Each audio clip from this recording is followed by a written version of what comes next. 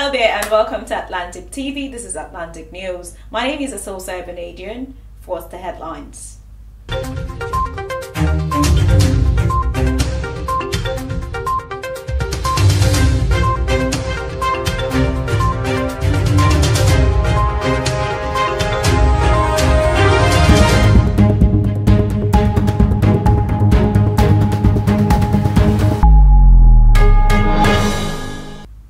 Now the news in full. Disturbed by the activities of bandits in Birigwari Emirate of Kaduna State, a community leader in the Emirates and former managing director of the Kaduna State Media Corporation, Alhaji Zubairu Idris Abdurrahman, has welcomed the directive by the Zamfara State Governor that people should resort to self-defense, disclosing that already the people of his emirate have adopted that option. Families of the kidnapped victims of the Abuja-Kaduna train have begged the House of Representatives for intervention on the release of the remaining 51 in the kidnappers' den.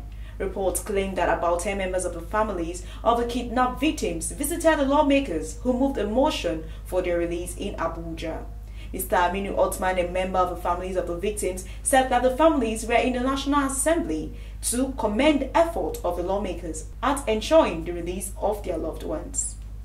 3 Abuja-based legal practitioners yesterday instituted an action before the Federal High Court in Abuja seeking to disqualify 3 prominent candidates in the forthcoming presidential election following the alleged breach of the Electoral Act.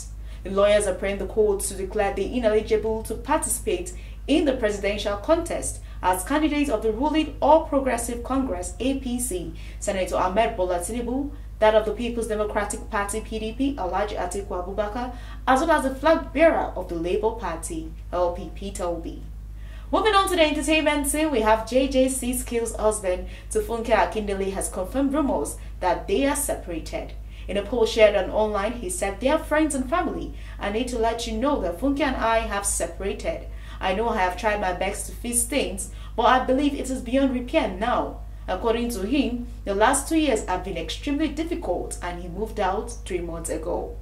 And on the African scene, we have internet access has been cut in Sudan ahead of a nationwide protest on Thursday to press for civilian rule. Internet monitoring organization NetBlocks report that the internet access was disrupted across the country at 8 o'clock. And that's how I'll wrap up the news right here on Atlantic TV. Do follow us on our social media platforms scrolling down your screen. Do have a lovely day ahead. Thank you.